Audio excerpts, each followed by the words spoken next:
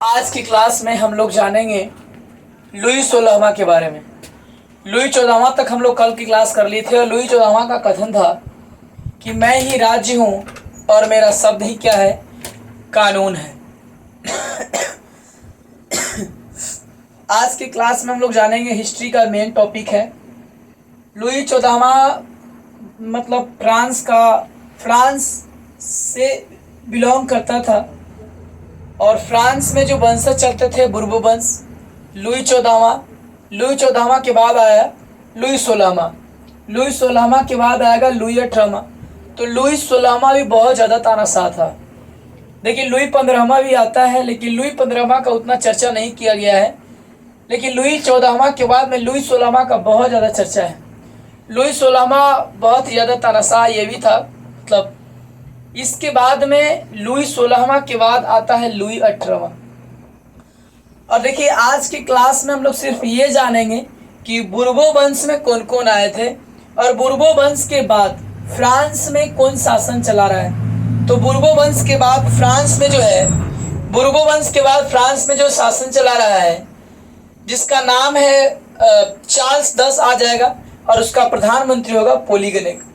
देखिए इसमें बोला क्या है कि बुर्बो वंश में फ्रांस का है। बुर्बो वंश कहाँ का है? फ्रांस का है। और ये फ्रांस का है। उसके बाद में फिर कौन आता है? तो उसका मेन प्रवक्ता, मेन नेता कहा जाता है लुई 14वां को। लुई 14वां बहुत ही ज़्यादा तानाशाह था। लुई 14वां के बाद फिर कौन आता है? लुई 16वां। लुई 16वां भी बहुत ज़्यादा तानाशाह था। कहा जाता है कि एकदम खानदानी इसका चल रहा था तानाशाही। लेकिन लुई 14वां के बाद लुई 16वां और लुई 16वां के बाद लुई 18वां। जब लुई 18वां आता है तो अपने बाप दादा का किया गया कारनामा को पलट देता है ना। यानी कि कहा जाता है क्या कि कोई एक इतिहास है, इतिहास दोहराता है। एक वंशज ऐसे आएंगे जो बिगाड़ देंगे पूरा। एक वंशज ऐसा आएगा जो पूरा बनाता है। फिर एक पीढ़ी ऐसा आता है जो पूरा बनाएगा। फिर एक पीढ़ी ऐसा आएगा पूरा बिगाड़ेगा। ये इतिहास है। इतिहास हमेशा रिपीट करता है, दोहराता है। बोला गया क्या कि लुई 16वां के बाद लुई 18वां आता है और है ना, घर में खानदान बदलने का या पारिवारिक की स्थिति दशा बदलने का सबसे बड़ा योगदान किसका है? तो महिलाओं का। ठीक है। तो लुई 16वां, लुई 17वां और लुई 18वां जब आता है, गद्दी पर सिंहासन बैठता है, तो ये अपने बाप दादा के जैसा काम नहीं करता है। ये तानाशाह नहीं होता है। ये बहुत ही ज़्यादा है ना दयालु और एक नेक इंसान थे लुई 18वां, जो कि जनता को बहुत ज़्यादा भलाई किया। राजा वही है जो जनता को कष्ट को अपना कष्ट समझे, है ना, और अपना है ना, राजा वही है जो जनता की कष्ट अपना कष्ट समझे और जनता की खुशी को अपना खुशी समझे। ये नहीं कि राजा सिर्फ अपना खुशी व्यक्त करे और लोगों को सताए। ये राजा का नियम नहीं होता ऐसा।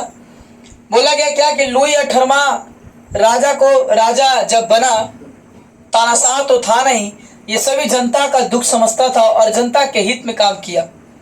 जब जनता के हित में काम किया तो धीरे धीरे जो तानाशाही था ये इसका तो तानाशाही चला नहीं और बहुत अच्छा लोगों के बीच में लुई 18वां का पहचान बना।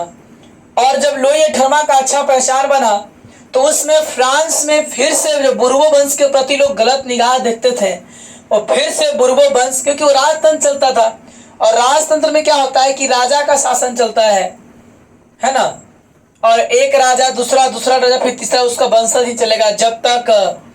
पहले क्या था, लोग लाठी पे मजबूत करते थे, आज कलम मजबूत करते हैं। अगर मान लीजिए कि बुर्बो वंश है और कोई और वंश है अगल बगल में इधर उधर क्षेत्र में, और देखेगा कि बुर्बो वंश में या किसी वंश का अगर उसका सत्ता गड़बड़ा गया या कमजोर हो गया उसका, तो अगला राजा उससे तुरंत अटैक करके अपना शासन कर लेता था। लेकिन आज ऐसा नहीं है। आज है ना कि जनता के सपोर्ट से आप मान ली कि मुख्यमंत्री बने और आपका तबीयत खराब हो गया, या आप किसी दिन या किसी कारणवश कुछ घटना घट गया, तो ऐसा नहीं है कि अगला मुख्यमंत्री जबरदस्ती कोई आकर बैठ जाएगा, ऐसा नहीं है। उसका क्या होता है, चयन होता है। और चयन कौन करता है, जनता।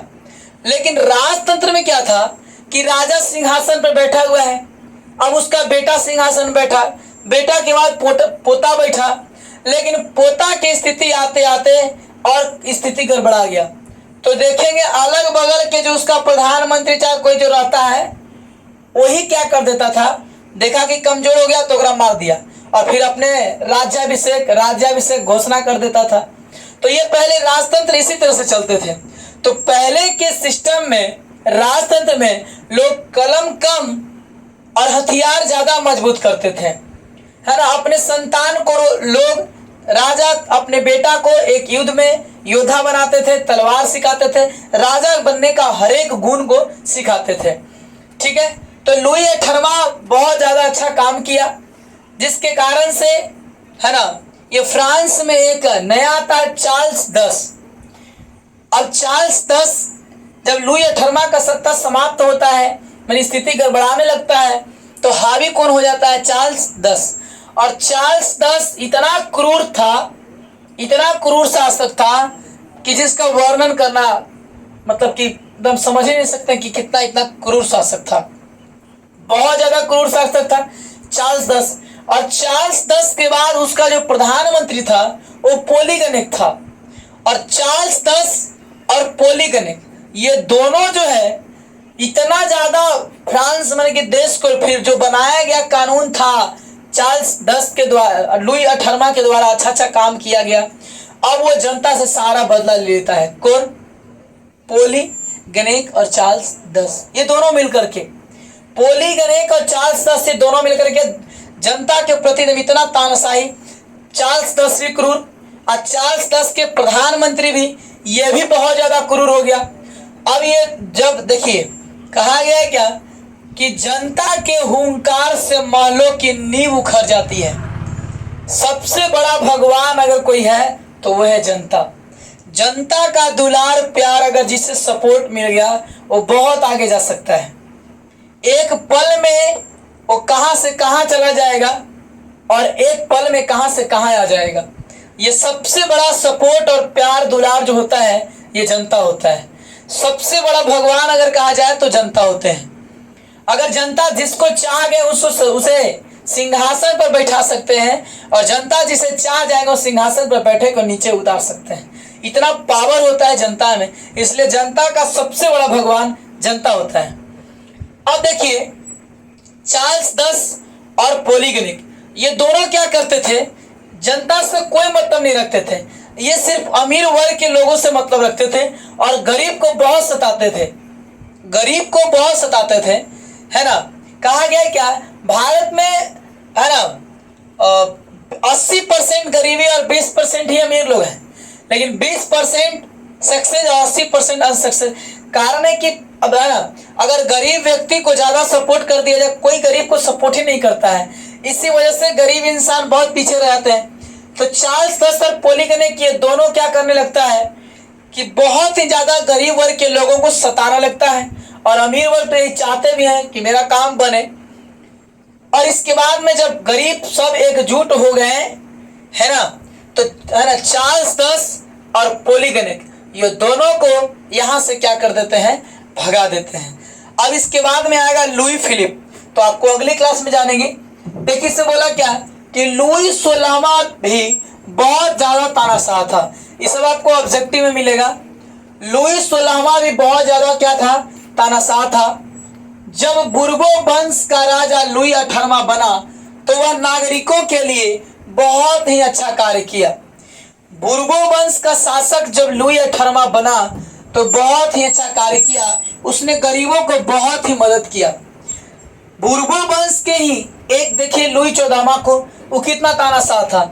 बुर्बो वंश के ही लुई 16वां को देखिए कितना तानाशाह था, लेकिन उसी वंश में से, उसी खानदान में से एक लुई 18वां आता है जो गरीबों को गरीबी समझता है ना, और ये क्या करता है, बहुत ज्यादा अच्छा कार्य करता है।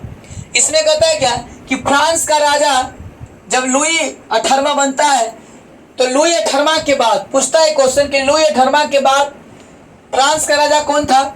तो कौन बनता है? चार्ल्स 10 बन जाता है। और चार्ल्स 10 के बन जाता है, ये बन गया। चार्ल्स 10 के बाद आए उसका प्रधानमंत्री कौन होगा? पॉलीगनेक। देखिए लुई अठारहवां के बाद फ्रांस का राजा चार्ल्स 10 बना। चार्ल्स 10 के शासन काल में प्रधानमंत्री कौन थे? पॉलीगनेक। और इसी के शासन काल में 1830 की क्रांति हुई। फ्रांस से क्रांति कब हुआ था? 1789 में, 1789 में। लेकिन पूछता है आपको कि जुलाई की क्रांति, अक्टूबर की क्रांति, तो जुलाई की क्रांति कब होगी? 1830 में होगा। ठीक है, आज हम लोग सिर्फ इतना बात को जान रहे हैं, बुर्बो वंश के बारे में पूरा जाने हम लोग, बुर्बो वंश और चार्ल्स 10। अगले क्लास और अगले वीडियो में हम लोग जानेंगे कि लुई फिलिप के बारे में जानेंगे। लुई फिलिप जुलाई 1830 के क्रांति के कारण, कोई घटना का कुछ न कुछ कारण होता है। कोई अगर व्यक्ति अगर युद्ध करता है तो उसका कारण होता है, युद्ध में मारा जाता है उसका कारण होता है। तो सबसे बड़ा होता है क्या? उसका कारण। तो हम लोग आज सिर्फ ये जाने कि चार्ल्स 10 और पॉलीगनेक दोनों कैसे थे। अगले क्लास और अगले वीडियो में जानेंगे कि चार्ल्स 10 और पॉलीगनेक जो इतने क्रूर शासक थे, तो इसका क्या कारण था और इसका परिणाम क्या निकलता है। जब आप कोई भी काम करते हैं तो तीन चीज का आप पूरा ख्याल रखते हैं। पहला, इसका कारण क्या है और इसका क्या परिणाम निकलेगा। अगर आप पढ़ाई कर रहे हैं तो इसमें क्या देखेंगे? पढ़ने का पीछे कोई कारण है, आप पढ़ाई क्यों कर रहे हैं। जब कारण शब्द आता है तो इससे भविष्य बनता है ना। हम पढ़ क्यों रहे हैं, इसका क्या कारण है। हम पढ़ा क्यों रहे हैं, इसका क्या कारण है। और इसका जब कारण से आपका भविष्य तय होता है। कारण के बाद आपको आता है परिणाम। परिणाम में हम लोग ये जानते हैं कि अगर हम ऐसा काम करेंगे तो इसका परिणाम क्या निकलेगा।